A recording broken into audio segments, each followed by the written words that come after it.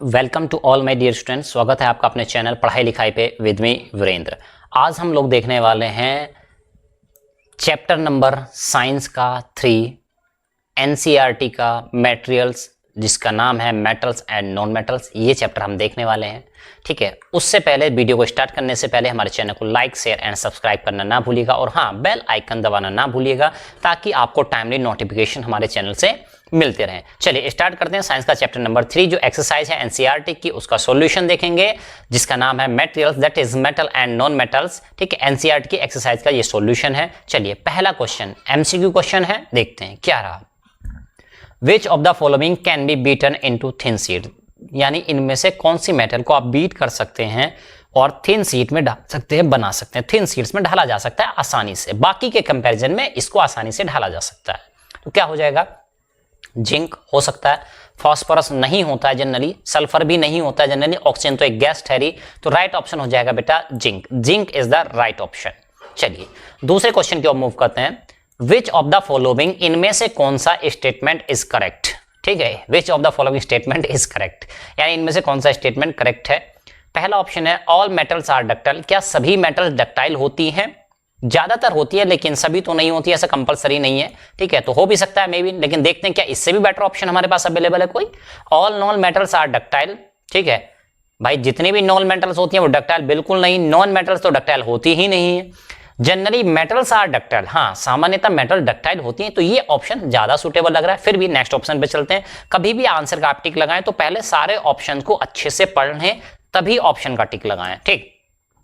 Some non metals are ductile, क्या कुछ non metals ductile होती हैं? तो ज्यादा बेटर ऑप्शन है बेटा C, generally metals are ductile. चलिए थर्ड क्वेश्चन ये रहा, फिल इन द ब्लैंक्स है। Third question fill in the blanks करना है इसमें। Phosphorus is a very, phosphorus एक बहुत ही नॉन मेटल, एक बहुत ही नॉन मेटल है। क्या भाई? बहुत अच्छी है, गंदी है, बुरी है, लेस है, ब्रिटिल है, डक्टाइल है, क्या है?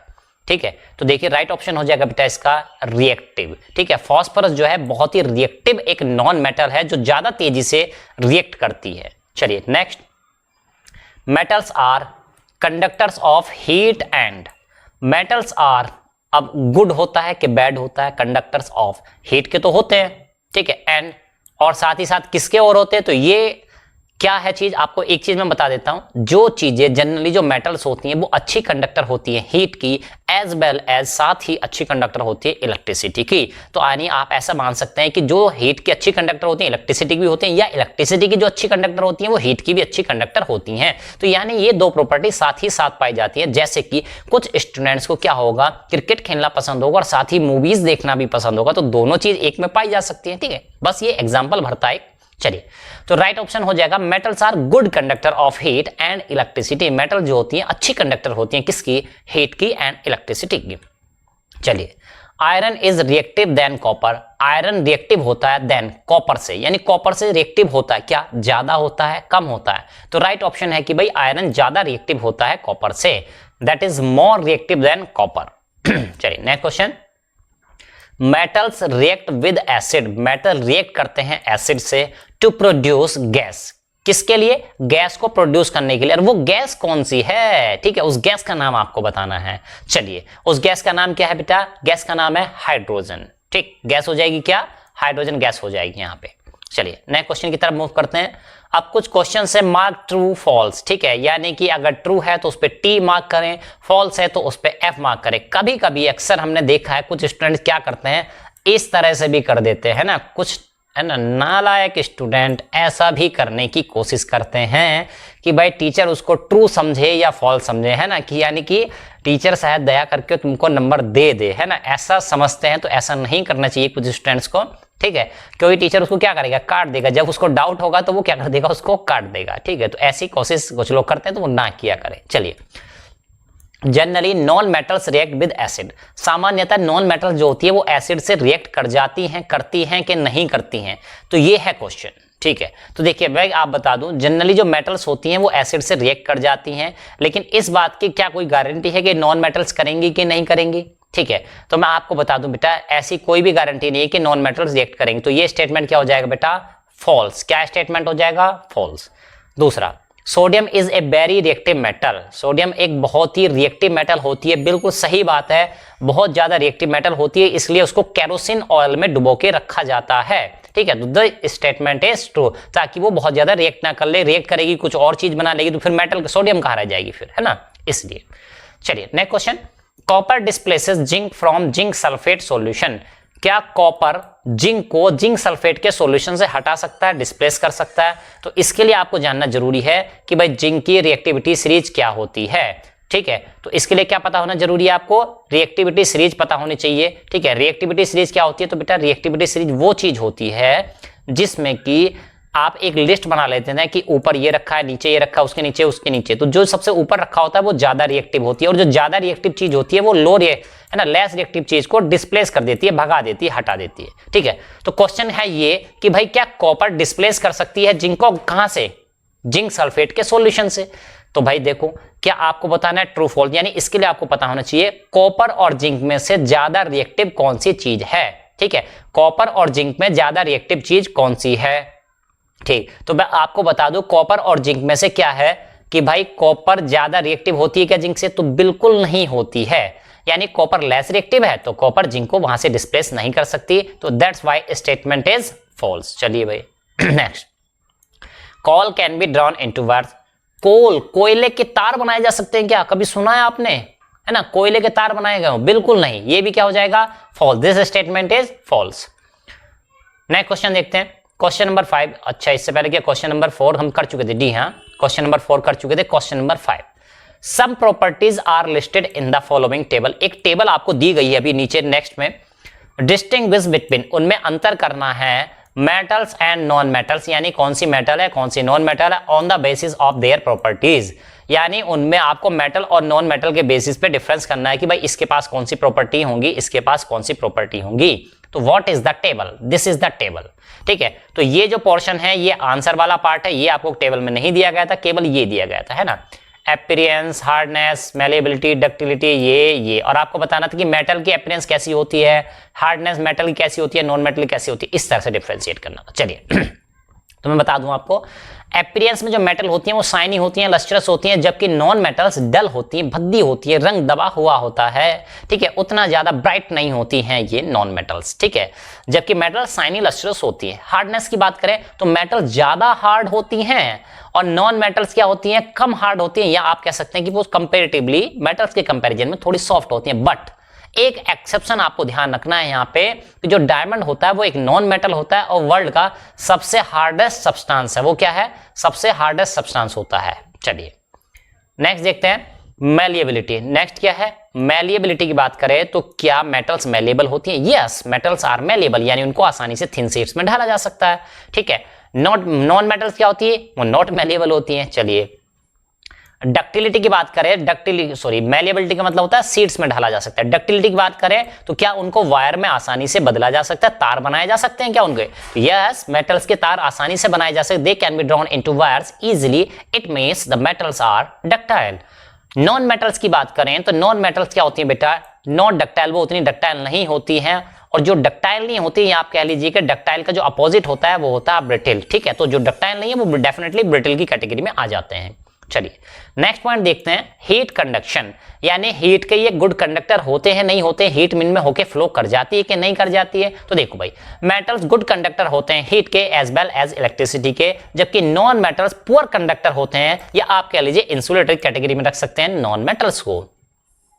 लास्ट है कंडक्शन ऑफ इलेक्ट्रिसिटी, किस पे होके इलेक्ट्रिसिटी आसानी से कंडक्ट कर सकती है? तो मेटल्स में इलेक्ट्रिसिटी फ्लो कर जाती है, इजीली कंडक्ट कर जाती है, तो ये गुड कंडक्टर होते हैं, जबकि नॉन मेटल में इलेक्ट्रिसिटी आसानी से कंडक्ट नहीं कर सकती है, तो इनको आप पुअर कंडक्टर कैटेगरी में, या कुछ को आप इंसुलेटर की कैटेगरी में भी रख सकते हैं।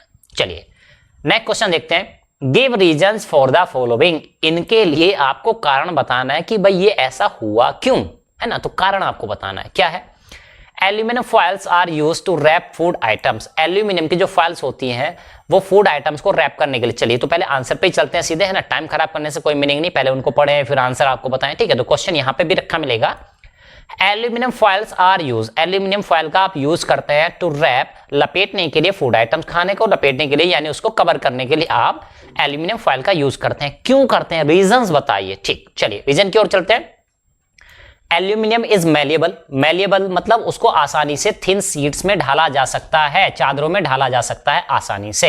And can be drawn into thin sheets, यानी उनको मैलिएबल होती हैं, इसका मतलब ये हुआ कि उनको आसानी से पतली पतली शीट्स में चादरों में ढाला जा सकता है। अब भाई जो शीट्स में ढलेगी नहीं तो कवर कैसे करोगे, सीट ही नहीं रहेगी तो कवर कैसे करोगे, है ना। तो मेन आंसर तो ये हो गया। So aluminium is used to wrap food item, इसलिए एल्यूमिनियम को फूड आइटम्स को रैप करने के लिए यूज किया जाता है। दूसरी चीज आप ये भी कह सकते हैं, ये तो प्राइमरी आंसर हुआ, सेकेंडरी आंसर में एक चीज और लिख सकते हैं, ऐड कर सकते हैं आप अगर करना चाहें, कि भाई एल्यूमिनियम बहुत ज्यादा रिएक्टिव नहीं होता है, फूड आइटम से बहुत ज्यादा रिएक्ट नहीं करता है जनरली, है ना, ऐसा भी बोल सकते हैं। लेकिन मेन आंसर यही है कि वो पतली शीट्स में ढाला जा सकता है। चलिए, immersion rods of heating liquids, immersion rod मतलब जो सर्दियों के दिनों में आप पानी नहाने से पहले पानी गर्म करते हैं, उसमें रॉड डुबा के रख देते हैं, तो ऐसा वाला पोर्शन। तो हमने ये मेटल का पोर्शन दिखाया है ना, तो ये मेटल का जो पोर्शन होता है ये, ठीक है, कह रहा कि made up of metallic substance, ये मेटल का ही क्यों बनाया जाता है, किसी और चीज का नहीं बना सकते आप। ठीक है, चलो भाई आंसर देखते हैं, तो उसका कारण बताना है हमको, हम क्यों मेटल का बनाते हैं। Immersion rods for heating liquids are made up of metallic substances because, क्यों बनाते हैं मेटल्स का, because metals are good conductor of heat as well as electricity, कि भाई जब ये गर्म होगा तो इसकी हीट कहाँ जानी चाहिए, पानी के पास, या जो भी सब्सटेंस आप गर्म कर रहे हैं उसके पास जानी चाहिए, है ना। यहाँ पे सपोज करो पानी है, तो जब ये गर्म होगा तो यानी इसकी थर्मल कंडक्टिविटी अच्छी खासी होनी चाहिए, यानी कि ये यहां से हीट फ्लो होके, मेटल से हीट फ्लो होके कहां चली जानी चाहिए, पानी के पास, यानी गुड कंडक्टर ऑफ हीट होना चाहिए, साथ ही साथ इलेक्ट्रिसिटी का भी गुड कंडक्टर होना चाहिए। चलिए next, copper can not displace zinc from its hard solution, फिर से वही चीज आ गई, है ना, एमसीक्यू शायद उसमें हमने देखा था, ट्रू फॉल्स में देखा था अभी। Copper can not displace, copper displace नहीं कर सकता जिंक को फ्रॉम इट्स सॉल्ट सॉल्यूशन, क्यों, सीधा सा आंसर है कि भाई कॉपर क्या लेस रिएक्टिव है, किससे, जिंक से, दैट्स व्हाई। ठीक है, तो देखिए फिर भी आंसर लिख देते हैं, copper is less reactive than the zinc, copper less reactive होता है जिंक से। और ये कहां से पता चलेगा हमें कौन ज्यादा रिएक्टिव है कौन लेस रिएक्टिव, तो आपको चलेगा रिएक्टिविटी सीरीज से पता। ठीक है, so it can not displace zinc from its salt solution, इसलिए क्या करते हैं, कॉपर डिस्प्लेस नहीं कर सकता जिंक को उसके सॉल्ट सॉल्यूशन से। ये रही रिएक्टिविटी सीरीज, है ना। ये क्वेश्चन आपके मन में आ ही रहा होगा कि सर रिएक्टिविटी सीरीज कहां मिलेगी, ये कौन सी दुकान में मिलती है भाई, क्या बला आ गई है। ठीक है, तो देखो भाई, this is the reactivity series, इसमें जो ऊपर रखा है वो ज्यादा रिएक्टिव है, जो सबसे नीचे रखा है वो सबसे कम रिएक्टिव है। ठीक है, यानी कि जो यहाँ पे सपोज ये एल्यूमिनियम है, तो एल्यूमिनियम कम रिएक्टिव है, मैग्नीशियम ज्यादा रिएक्टिव है, यानी ऊपर वाला जस्ट ज्यादा रिएक्टिव होता है। ठीक है, तो इन्होंने किस किस की बात की थी, कॉपर की और जिंक। तो देखो भाई, ये रहा कॉपर और कहां रहा जिंक, तो देखो भाई कॉपर जिंक को रिप्लेस नहीं कर सकता, जिंक कर सकता है, क्योंकि जिंक ज्यादा रिएक्टिव है, वो ऊपर रखा हुआ है, तो जिंक कर सकता है कॉपर को, कॉपर नहीं कर सकता जिंक को। ठीक, तो रिएक्टिविटी सीरीज भी आपको मिल चुकी है। चलिए नेक्स्ट, और हाँ, रिएक्टिविटी सीरीज में एक चीज और ध्यान रखनी है, जैसे ये पोटेशियम है तो पोटेशियम का सिंबल के होता है, ये कुछ एलिमेंट्स के सिंबल भी आपको याद कर लेने चाहिए, ये आपके आने वाले एग्जाम्स के 10th क्लास के हिसाब से काफी इंपॉर्टेंट हो जाते हैं। चलिए next, sodium and potassium are stored in kerosene, कह रहा है कि सोडियम और पोटेशियम को केरोसिन ऑयल में डुबो के रखा जाता है, स्टोर किया जाता है, उसके ऊपर केरोसिन ऑयल डाल दिया जाता है, क्यों, ऐसा क्यों, कारण बताइए। चलिए कारण जानने की कोशिश करते हैं। Sodium and potassium are very reactive, sodium और पोटेशियम जो है ये बहुत ज्यादा रिएक्टिव होते हैं, कोई भी चीज इनको मिलेगी तुरंत रिएक्शन करें। यहाँ पे कोई भी चीज से मतलब है, यानी जैसे एनवायरनमेंट के कांटेक्ट में आएंगे तो वहां पे रहेगी एयर, वहां पे रहेगा मॉइस्चर, नमी रहेगी, तो उससे तुरंत रिएक्शन कर लेते हैं। दीज रिएक्ट वाइगोरसली, यानी बहुत ज्यादा तीव्रता के साथ ये रिएक्ट करते हैं with oxygen and atmospheric moisture के साथ, बहुत ज्यादा तेजी से रिएक्ट करते हैं। तो हमारा काम क्या बन जाता है, हम चाहते हैं कि सोडियम रिएक्ट ना करे, तो इसलिए सोडियम का एयर का यानी एनवायरनमेंट का आपको कांटेक्ट ही नहीं होने देना है, जब ये कांटेक्ट में तब करते हैं। To avoid the contact of sodium and potassium, ठीक है, अब यहाँ पे सोडियम एंड पोटेशियम, सोडियम और पोटेशियम का कांटेक्ट हटाना है, किससे, with atmospheric air, atmospheric air से एंड मॉइस्चर से। So they are kept in the kerosene, इसलिए उनको केरोसिन में डुबो के रखा जाता है। चलिए आंसर मिल गया आपको। चलिए next, can you store lemon pickle in aluminium utensils, ठीक है, तो देखो भाई हम कह रहे हैं कि क्या आप लेमन पिकल को यानी नींबू का जो अचार होता है उसको एल्यूमिनियम के बर्तन में आप रख सकते हैं स्टोर करके, एक्सप्लेन कीजिए, कारण बताइए, रीजन बताइए, क्यों ऐसा कर सकते हैं या क्यों ऐसा नहीं कर सकते, आपको रीजन बताना है। चलिए तो आंसर ये है बेटा, lemon pickle should not be stored in aluminium, lemon pickle को एल्यूमिनियम के बर्तन में नहीं रखना चाहिए, यूटेंसिल में नहीं रखना चाहिए, because lemon pickle consist of acid, क्योंकि लेमन पिकल के पास क्या होते हैं बेटा, एसिड्स होते हैं। अब एसिड होते हैं तो सर एसिड से क्या नुकसान है, being a metal aluminium, aluminium एक मेटल है, रिएक्ट विद एसिड, जब ये एसिड से रिएक्ट करती है, इट फॉर्म सॉल्ट, तो ये सॉल्ट बना लेती है। कहने का मतलब है एल्यूमिनियम एसिड से जल्दी रिएक्ट कर लेती है और क्या बना लेती है, ये सॉल्ट बना लेती है, एंड हाइड्रोजन गैस, और साथ में हाइड्रोजन गैस बना लेती है। यानी कि मेटल की और पिकल की जब रिएक्शन हो जाएगी, एल्यूमिनियम की और पिकल के एसिड की रिएक्शन होगी, तो उसमें सॉल्ट्स वगैरह फॉर्मेशन होना शुरू हो जाएगी, मतलब उस अचार के अंदर कुछ और रिएक्शंस होना शुरू हो जाएंगी, विच में स्पॉइल द पिकल, जो कि अचार को खराब कर सकता है, and also loss of metal, और ऐसा नहीं केवल अचार खराब होगा, जो मेटल जो बर्तन है उसको भी लॉस होगा, मेटल को भी लॉस होगा, है ना। ठीक, तो इसलिए क्या करते हैं, लेकिन हमें अचार को पूछा तो हमें बस यही बताना है कि भाई वो एसिड खराब, क्या कहते हैं, पिकल खराब हो जाएगा, इसलिए दैट्स व्हाई, है ना। चलिए नेक्स्ट क्वेश्चन है 8, match the substances given in column A with their uses given in column B, यानी ए कॉलम में और बी कॉलम में कुछ चीजें दी गई हैं, उनको आपको क्या कराना है बेटा, उनको आपको मैच कराना है। चलिए मैच कराने की कोशिश करते हैं। ये रहा कॉलम ए, ये है कॉलम बी। तो देखो भाई, गोल्ड है, आयरन है, एल्यूमिनियम है, कार्बन है, कॉपर है, मरकरी, ये कुछ चीजें आपको दी गई हैं। तो देखिए मैं बता दूं आपको, गोल्ड क्या कहीं पे ज्वेलरी है, अब देखो गोल्ड है, यहाँ पे ज्वेलरी दिया गया है, तो गोल्ड है, तो कहीं सिल्वर है क्या, सिल्वर तो है नहीं, तो गोल्ड तो भाई किस लिए यूज होता है, ज्वेलरी के लिए। सोना किस लिए यूज होता है, ज्वेलरी के लिए, गहने बनाने के लिए यूज होता है, रिंग्स वगैरह, ठीक है, ठीक है, नेकलेस वगैरह बनाने के लिए। कॉपर, कॉपर इलेक्ट्रिक वायर बनाने के लिए यूज होता है, सबको पता है।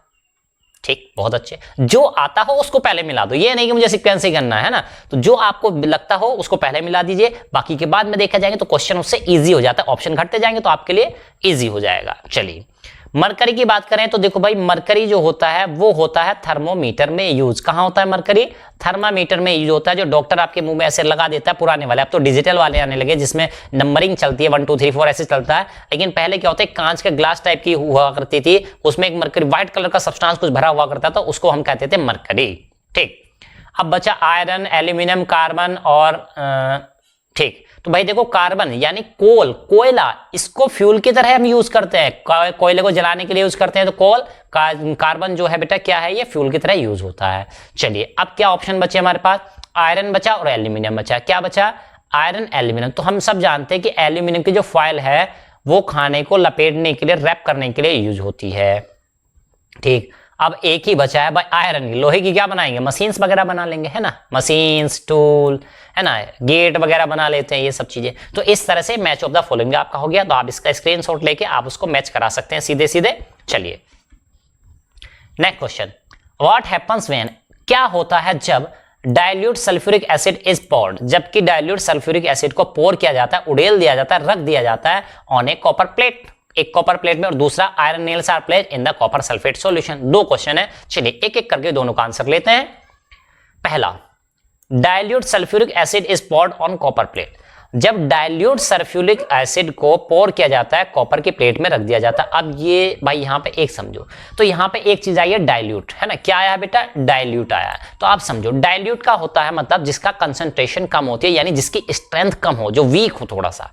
अब सर ये वीक और ये क्या है, क्या उसको खींच सकते हैं, तोड़ सकते हैं, क्या लटक सकते हैं क्या उस पर, नहीं भाई। समझो जैसे आप एक सिंपल सा एग्जाम्पल केवल समझाने के लिए है, जैसे आप लोग क्या कहते हैं ना, काऊ वगैरह दूधते हैं, ठीक है, तो दूध, ये जो मिल्क मैन होता है आपके घर में दूध लेके आता है, वो उसमें पानी मिला देता है, ठीक है, तो आपकी मम्मी कहती हैं कि आज तो दूध में मिलावट है, घी नहीं निकल के आया इसमें से, या दूध बहुत पतला लग रहा है, ठीक है, तो उसको कहते हैं कि वो डाइल्यूट कर दिया उसने, दूध यानी मिल्क मिला, वो पानी मिला के उसको डाइल्यूट कर दिया। कंसंट्रेट मतलब होता है बेटा जिसकी कंसंट्रेट, यानी गाय से दूध के लाया सीधे आपके घर में, यानी वो गाढ़ा होता है, ज्यादा मिल्क में क्या उसमें घी निकलेगा, ठीक है, उसमें, है ना, और क्या कहते हैं, क्रीम वगैरह ज्यादा निकलेगा उसमें, तो उसको कहते हैं, जो बिल्कुल भी मिलावट नहीं है उसको कहेंगे ज्यादा कंसंट्रेट है, यानी मिल्क ही मिल्क भरा हुआ, उसको कहेंगे कंसंट्रेट। ठीक, चलिए, तो डाइल्यूट सल्फ्यूरिक एसिड का मतलब हो गया जो हल्का सल्फ्यूरिक एसिड है, थोड़ा उसकी स्ट्रेंथ उतनी नहीं है, थोड़ा वीक है, ठीक है, उसको कॉपर के प्लेट में उड़ल दिया आपने, पलट दिया है, तो क्या होगा, यानी दोनों का कॉन्टेक्ट हो गया। अब क्या होगा, तो देखो भाई सीधा सा आंसर ये है कि अगर ये,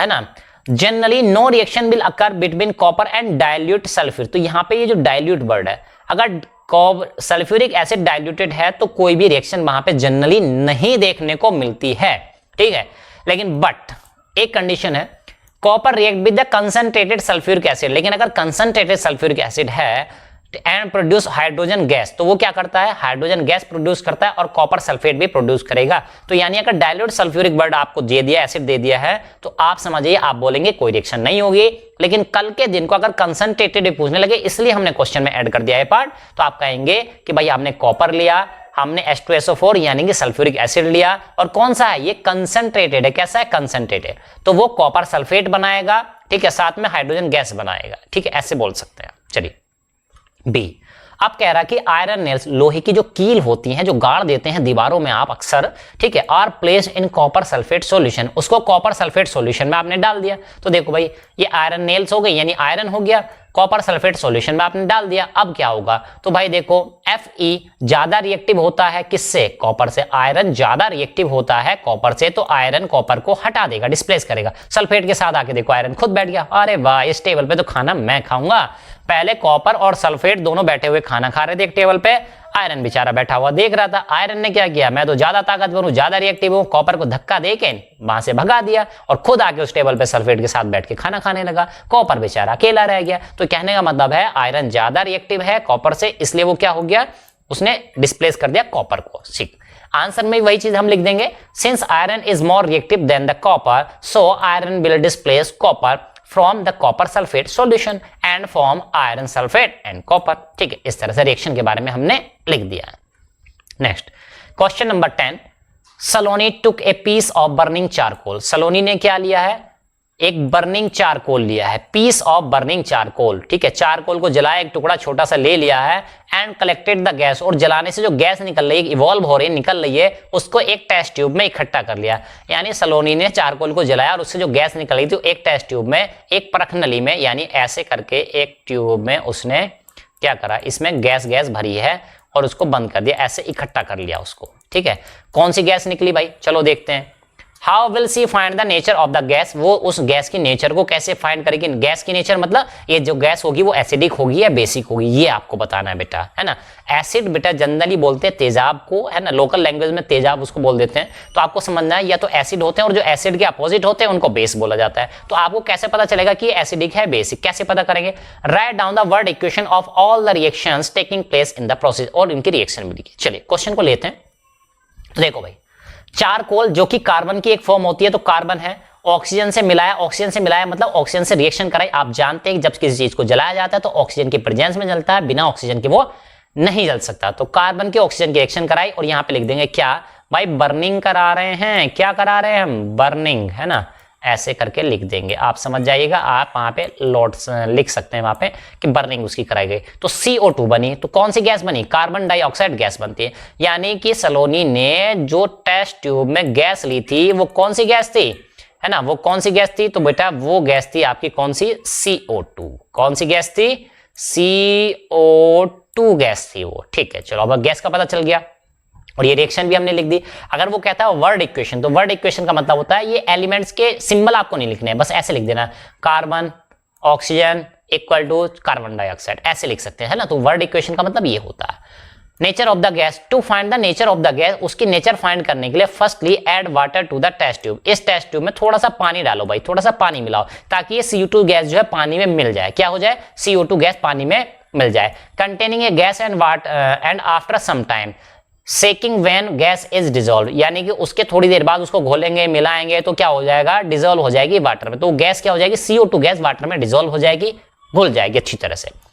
put this on the litmus paper, उसको लिटमस पेपर पे लाके आप रख दें, उसको क्या करें, लिटमस पेपर में आप लाके रख दें, यानी कि उसकी रिएक्शन कराए लिटमस पेपर के कांटेक्ट में जब आएगी। Now blue litmus paper change to red, अब क्या होगा, ब्लू लिटमस पेपर का रंग हो चुका है रेड। तो आपको मैं बता दूं कि लिटमस पेपर जो होता है बेटा, है ना, जो लिटमस पेपर होता है, ठीक है, उसके बारे में बता दूं, अगर ये ब्लू है, अगर इसका कलर क्या है ब्लू, और आपने इस पे क्या डाल दिया बेटा, आपने इस पे क्या डाला, इस पे अगर एसिड डाल दिया, ब्लू लिटमस पेपर पे आप अगर एसिड डाल देते हैं तो बेटा ये हो जाता है रेड।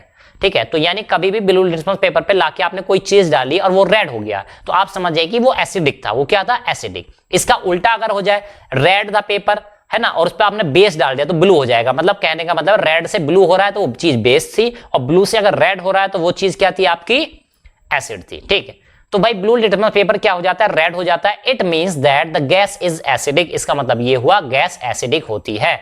यहां से क्वेश्चन एक और जनरेट हो सकता है कि भाई ये लिटमस पेपर क्या करता है। ठीक है, ब्लू लिटमस पेपर रेड हो जाता है कब, या रेड से ब्लू हो जाता है कब, है ना, कि जब उस पर एसिड डाला जाता है, बेस डाला जाता है। इस टाइप से भी क्वेश्चन वहां पे जनरेट हो सकते हैं। चलिए नेक्स्ट, दूसरी चीज, अभी तो है ना, तो हमें क्या पता चला भाई उससे, अब देखो भाई ये जो CO2 उसकी रिएक्शन में लिख देते हैं, CO2 और H2 को मिलाया तो H2CO3, यानी कि कार्बन डाइऑक्साइड और वाटर जब मिला तो वहां पे क्या बना H2CO3, जिसका नाम क्या होता है कार्बोनिक एसिड। तो ये नीचे वाली तो वर्ड इक्वेशन है और ये क्या सिंबल रिएक्शन है, ठीक है। तो कार्बन डाइऑक्साइड प्लस वाटर को मिलाओगे तो कार्बोनिक एसिड बनता है, कार्बोनिक एसिड का फॉर्मूला ये होता है। इसका मतलब ये एसिड है, तो ये क्या कर देगा, ब्लू लिटमस पेपर को रेड कर देगा। चलिए question number 11 I think last question है इसका।